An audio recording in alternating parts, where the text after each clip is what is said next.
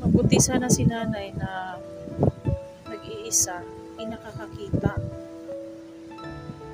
Nag-iisa na, hindi pa nakakakita. Yan ang hirap.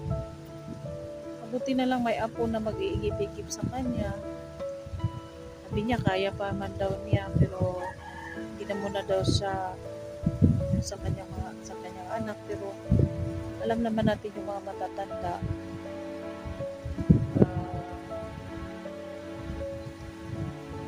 Gustong mapag-isa, gustong magkaroon ng sariling tahanan. Kaya siguro ito siya ngayon, nakatira sa kanyang kubo-kubo. Pero mabuti naman, mayroong anak na may malapit. Binibigyan din siya. Pero alam naman natin na hindi sa lahat ng pagkakataon mabigyan.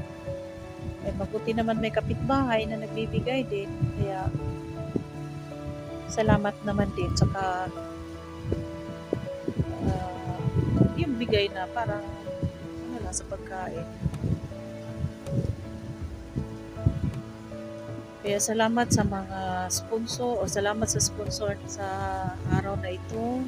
Sana po bigyan kayo ng kalakasan ng Panginoon at hindi lang sa dito magtatapos ang iyong tulong. Sana marami pa tayong matutulungan. Memorize na lang niya yung ano niya. Lalabas siya.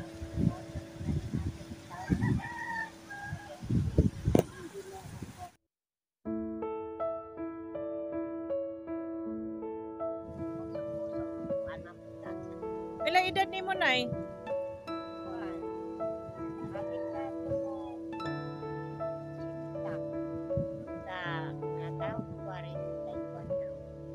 Nataw ka sa 44.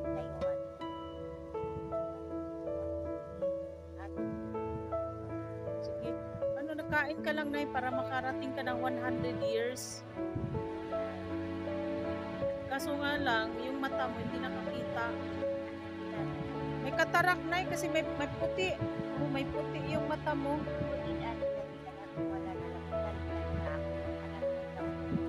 Kaya wala.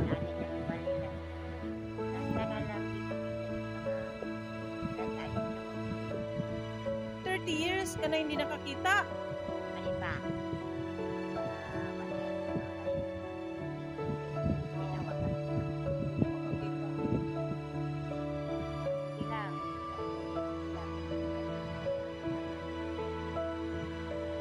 Nakita ko may rosary ka doon.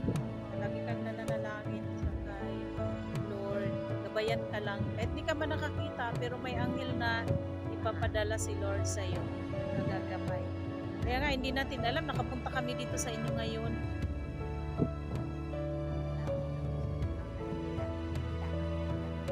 Sabi siya, lagi siya napapasalamat kaya hindi